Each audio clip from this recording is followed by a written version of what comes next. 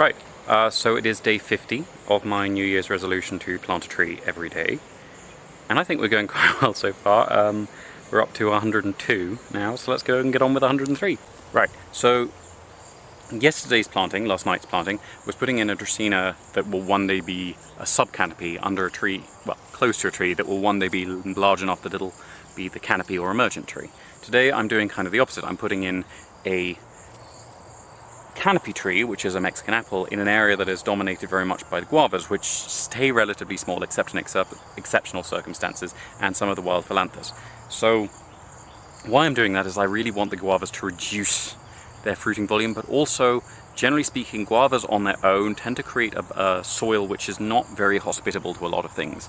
So one of the great ways to deal with plants that drop leaves that are chemically very particular and change the soil in a way that a lot of other plants don't deal with well is to force other plants to be in there. And now this is a Central American tree, guavas are Central American. They should get on pretty well. This is also a fairly hardy tree.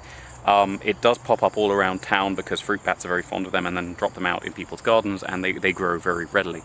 And I'm hoping that this, as it gets bigger, it will start changing the quality of the soil, and it should become a much more hospitable soil for a wider range of plants. So that is going in with what should have been a marker, but ends up being rather smaller than this because a friend asked me to pull up some volunteers of the Mexican apple in her garden, and they were rather larger than I expected coming out with their roots intact. So its marker plant, which is a Dracaena fragrans variant Mesangiana, is much smaller than it, but is keeping its leaves for the most part, so it should be more obvious because I'm taking all the leaves off the Mexican apple, because just in case there was more damage to the root than I realised, I don't want it to be water stressed as it's settling in. I'm also putting in an Alanieriensis, which should eventually form a nice prickly thicket around it and hopefully stop, if we ever get goats, them from damaging it, and if browsers and stuff come on, they shouldn't be as easily able to get to the base of the tree and completely wipe it out. I'm also putting in the Calanco prolifera, which is one of the Madagascan very prolific aloes, which was proliferating across a pathway, which is why I thought it would be a good one to move on. It's also nice and toxic, so it's a good one to reduce insect damage, although a lot of the non-native trees don't tend to suffer that as much. When they do suffer it, they tend to suffer it catastrophically, so it's good to have a barrier in their way.